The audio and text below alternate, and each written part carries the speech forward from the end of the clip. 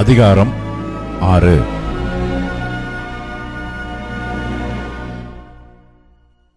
அவர் அவ்விடம் விட்டு புறப்பட்டு தாம் வளர்ந்த ஊருக்கு வந்தார்.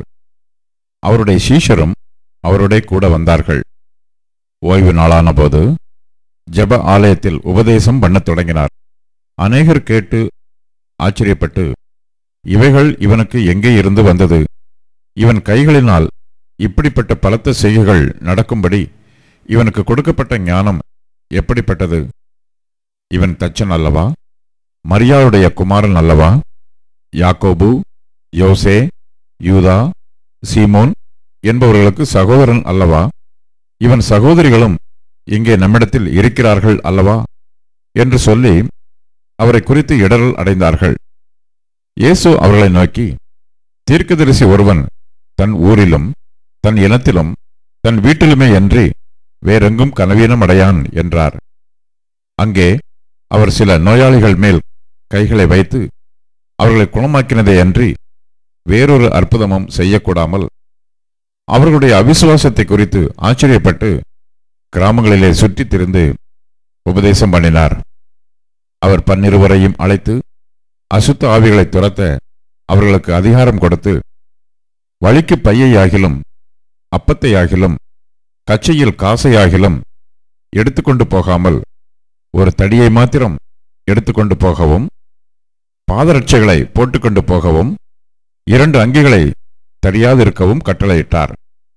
பின்பு அவர்களை நோக்கி, நீங்கள் எங்கேயாகிலும் ஒரு வீட்டில் பிரவேசித்தால் அவ்விடத்தை விட்டு புறப்படுகிற வரைக்கும் அங்கேதானே தங்கியிருங்கள். எவர்களாகிலும் உங்களை ஏற்றுக்கொள்ளாமலும் உங்கள் வசனங்களை கேளாமலும் இருந்தால் நீங்கள் அவ்விடம் விட்டு புறப்படும் போது அவர்களுக்கு சாட்சியாக உங்கள் கால்களின் கீழே படிந்த தூசியை உதறி போடுங்கள். நியாய தீர்ப்பு நாளிலே அந்த பட்டணத்திற்கு நேரிடுவதை பார்க்கிலும் சோதோம் கொமோரா பட்டணத்திற்கு நேரிடுவது இலகுவாயிருக்கும் என்று மெய்யாகவே உங்களுக்கு சொல்லுகிறேன் என்று சொல்லி அவர்களை 2 பேராக அனுப்பினார். அவர்கள் புறப்பட்டு போய் மனம் திரும்புங்கள் என்று பிரசங்கித்து அநேகம் பிசாசுகளை துரத்தி அநேகம் நோயாளிகளை எண்ணெய் பூசி சுஸ்தமாக்கினார்கள். அவருடைய பேர் பிரசித்தமானபடியினால் ஏரோது ராஜா அவரை குறித்து கேள்விப்பட்டு, யோவான் ஸ்நானன் மரித்தோரிலிருந்து எழுந்தான், ஆகையால் அவனிடத்தில் இந்த பலத்த செய்கைகள் விளங்குகிறது என்றான். சிலர் அவர் எலியா என்றார்கள். வேறு சிலர் அவர் ஒரு தீர்க்கதரிசி அல்லது தீர்க்கதரிசிகளில் ஒருவனைப் போல் இருக்கிறார் என்று சொன்னார்கள். ஏரோது அதை கேட்டபொழுது, அவன் நான் சிரச்சேதம் பண்ணின யோவான் தான், அவன் மரித்தோரிலிருந்து எழுந்தான் என்றான். ஏரோது தன் சகோதரனாகிய பிலிப்புவின் மனைவி ஏரோதியாளை தனக்கு மனைவியாக்கி கொண்டபோது யோவான் ஏரோதை நோக்கி, நீர் உம்முடைய சகோதரன் மனைவியை வைத்துக் கொள்வது நியாயமல்ல என்று சொன்னது நிமித்தம் ஏரோது சேவகரை அனுப்பி யோவானை பிடித்து கட்டி காவலில் வைத்திருந்தான். ஏரோதியாளும் அவனுக்கு சதி நினைத்து அவனை கொன்று போட மனதாயிருந்தாள். ஆகிலும் அவளால் கூடாமற் போயிற்று. அதேனென்றால் யோவான் நீதியும் பரிசுத்தமும் உள்ளவன் என்று ஏரோது அறிந்து அவனுக்கு பயந்து அவனை பாதுகாத்து அவன் யோசனையின்படி அநேக காரியங்களை செய்து விருப்பத்தோடே அவன் சொல்லை கேட்டு வந்தான். பின்பு சமயம் வாய்த்தது. எப்படி என்றால், ஏரோது தன் ஜென்ம நாளிலே தன்னுடைய பிரபுக்களுக்கும் சேனாதிபதிகளுக்கும் கலிலேயா நாட்டின் பிரதான மனுஷருக்கும் ஒரு விருந்து பண்ணின போது ஏரோதியாளின் குமாரத்தி சபை நடுவே வந்து நடனம் பண்ணி ஏரோதுவையும் அவனுடைய கூட பந்தியிருந்தவர்களையும் சந்தோஷப்படுத்தினாள். அப்பொழுது ராஜா சிறு பெண்ணை நோக்கி, உனக்கு வேண்டியதை என்னிடத்தில் கேள், அதை உனக்கு தருவேன் என்று சொன்னதும் அல்லாமல், நீ என்னிடத்தில் எதை கேட்டாலும் அது என் ராஜ்யத்தில் பாதியானாலும் அதை உனக்கு தருவேன் என்று அவளுக்கு ஆணையும் இட்டான். அப்பொழுது அவள் வெளியே போய், நான் என்ன கேட்க வேண்டும் என்று தன் தாயினிடத்தில் கேட்டாள். அதற்கு அவள், யோவான் ஸ்நானனுடைய தலையை கேள் என்றாள். உடனே அவள் ராஜாவினிடத்தில் சீக்கிரமாய் வந்து, நீர் இப்பொழுதே ஒரு தாளத்தில் யோவான் ஸ்நானனுடைய தலையை எனக்கு தர வேண்டும் என்று கேட்டாள். அப்பொழுது ராஜா மிகுந்த துக்கமடைந்தான். ஆகிலும் ஆணையின் நிமித்தமும் கூட பந்தியிருந்தவர்களின் நிமித்தமும் அவளுக்கு அதை மறுக்க மனதில்லாமல் உடனே அவனுடைய தலையை கொண்டு வரும்படி சேவகனுக்கு கட்டளையிட்டு அனுப்பினான். அந்தப்படி அவன் போய் காவற்கூடத்திலே அவனை சிரச்சேதம் பண்ணி அவன் தலையை ஒரு தாளத்திலே கொண்டு வந்து அதை அந்த சிறு பெண்ணுக்கு கொடுத்தான். அந்த சிறு பெண் அதை தன் தாயினிடத்தில் கொடுத்தாள். அவனுடைய சீஷர்கள் அதை கேள்விப்பட்டு வந்து அவன் உடலை எடுத்து ஒரு கல்லறையில் வைத்தார்கள். அப்பொழுது அப்போஸ்தலர் இயேசுவினிடத்தில் கூடி வந்து தாங்கள் செய்தவைகள் உபதேசித்தவைகள் யாவையும் அவருக்கு அறிவித்தார்கள். அவர் அவர்களை நோக்கி, வனாந்தரமான ஓரிடத்தில் தனித்து சற்றே இளைப்பாறும்படி போவோம், வாருங்கள் என்றார். ஏனெனில் வருகிறவர்களும் போகிறவர்களும் அநேகராய் இருந்தபடியினால் போஜனம் பண்ணுகிறதற்கும் அவர்களுக்கு சமயமில்லாதிருந்தது. அப்படியே அவர்கள் தனிமையாய் ஒரு படவில் ஏறி வனாந்தரமான ஓர் இடத்திற்கு போனார்கள். அவர்கள் புறப்பட்டு போகிறதை ஜனங்கள் கண்டார்கள். அவரை அறிந்த அநேகர் சகல பட்டணங்களிலும் இருந்து கால்நடையாய் அவ்விடத்திற்கு ஓடி அவர்களுக்கு முன்னே அங்கே சேர்ந்து அவரிடத்தில் கூடி வந்தார்கள். இயேசு கரையில் வந்து அநேக ஜனங்களைக் கண்டு அவர்கள் மேய்ப்பனில்லாத ஆடுகளைப் போல் இருந்தபடியால் அவர்கள் மேல் மனதுருகி அநேக காரியங்களை அவர்களுக்கு உபதேசிக்கத் தொடங்கினார்.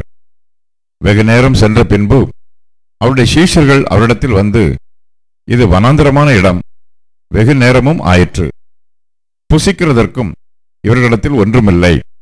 ஆகையால் இவர்கள் சுற்றி இருக்கிற கிராமங்களுக்கும் ஊர்களுக்கும் போய் தங்களுக்காக அப்பங்களை வாங்கிக் கொள்ளும்படி இவர்களை அனுப்பிவிட வேண்டும் என்றார்கள். அவர் அவர்களை நோக்கி, நீங்களே அவர்களுக்கு போஜனம் கொடுங்கள் என்றார். அதற்கு அவர்கள், நாங்கள் போய் 200 பணத்துக்கு அப்பங்களை வாங்கி இவர்களுக்கு புசிக்கும்படி கொடுக்கக்கூடுமோ என்றார்கள். அதற்கு அவர், உங்களிடத்தில் எத்தனை அப்பங்கள் உண்டு, போய் பாருங்கள் என்றார். அவர்கள் பார்த்து வந்து 5 அப்பங்களும் 2 மீன்களும் உண்டு என்றார்கள். அப்பொழுது எல்லாரையும் பசும் புல்லின் மேல் பந்தி பந்தியாக உட்கார வைக்கும்படி அவர்களுக்கு கட்டளையிட்டார். அப்படியே வரிசை வரிசையாய் 100 பேராகவும் 50 பேராகவும் உட்கார்ந்தார்கள். அவர் அந்த 5 அப்பங்களையும் அந்த 2 மீன்களையும் எடுத்து வானத்தை அண்ணாந்து பார்த்து ஆசீர்வதித்து அப்பங்களை பிட்டு அவர்களுக்கு பரிமாறும்படி தம்முடைய சீஷர்களிடத்தில் கொடுத்தார். அப்படியே 2 மீன்களையும் எல்லாருக்கும் பங்கிட்டார். எல்லாரும் சாப்பிட்டு திருப்தி அடைந்தார்கள். மேலும் அப்பங்களிலும் மீன்களிலும் மீதியான துணிக்கைகளை 12 கூடை நிறைய எடுத்தார்கள். அப்பம் சாப்பிட்ட புருஷர் ஏறக்குறைய 5000 பேராய் இருந்தார்கள். அவர் ஜனங்களை அனுப்பிவிடுகையில் தம்முடைய சீஷர்கள் படவில் ஏறி அக்கரையில் பெத்சாயிதாவுக்கு எதிராக தமக்கு முன்னே போகும்படி அவர்களை துரிதப்படுத்தினார். அவர் ஜனங்களை அனுப்பிவிட்ட பின்பு ஜெபம் பண்ணும்படி ஒரு மலையின் மேல் ஏறினார். சாயங்காலமானபோது படவு நடுக்கடலில் இருந்தது. அவரோ கரையிலே தனிமையாயிருந்தார். அப்பொழுது காற்று அவர்களுக்கு எதிராயிருந்தபடியினால் அவர்கள் தண்டு வலிக்கிறதில் வருத்தப்படுகிறதை அவர் கண்டு ராத்திரியில் 4ஆம் ஜாமத்தில் கடலின் மேல் நடந்து அவர்களிடத்தில் வந்து அவர்களை கடந்து போகிறவர்கள் போல் காணப்பட்டார். அவர் கடலின் மேல் நடக்கிறதை அவர்கள் கண்டு ஆவேசம் என்று எண்ணி சத்தமிட்டு அலறினார்கள். அவர்கள் எல்லாரும் அவரை கண்டு கலக்கமடைந்தார்கள். உடனே அவர் அவர்களோட பேசி, திடன் கொள்ளுங்கள், நான் தான், பயப்படாதிருங்கள் என்று சொல்லி அவர்கள் இருந்த படவில் ஏறினார். அப்பொழுது காற்று அமர்ந்தது. அதனால் அவர்கள் தங்களுக்குள்ளே மிகவும் பிரமித்து ஆச்சரியப்பட்டார்கள். அவர்களுடைய இருதயம் கடினமுள்ளதாய் இருந்தபடியினால் அப்பங்களை குறித்து அவர்கள் உணராமற் போனார்கள். அவர்கள் கடலை கடந்து கெனசரேத் என்னும் நாட்டிற்கு வந்து கரை பிடித்தார்கள். அவர்கள் படவிலிருந்து இறங்கின உடனே ஜனங்கள் அவரை அறிந்து அந்த சுற்றுப்புறமெங்கும் ஓடித்திருந்து பிணியாளிகளை படுக்கைகளில் கிடத்தி அவர் வந்திருக்கிறார் என்று கேள்விப்பட்ட இடங்களிலெல்லாம் சுமந்து கொண்டு வந்தார்கள். அல்லாமலும் அவர் பிரவேசித்த கிராமங்கள், பட்டணங்கள், நாடுகள் எவைகளோ அவைகளின் சந்தை வழிகளிலே வியாதிக்காரரை வைத்து அவருடைய வஸ்திரத்தின் ஓரத்தையாகிலும் அவர்கள் தொடும்படி உத்தரவாக வேண்டும் என்று அவரை வேண்டிக் கொண்டார்கள். அவரை தொட்ட யாவரும் சொஸ்தமானார்கள்.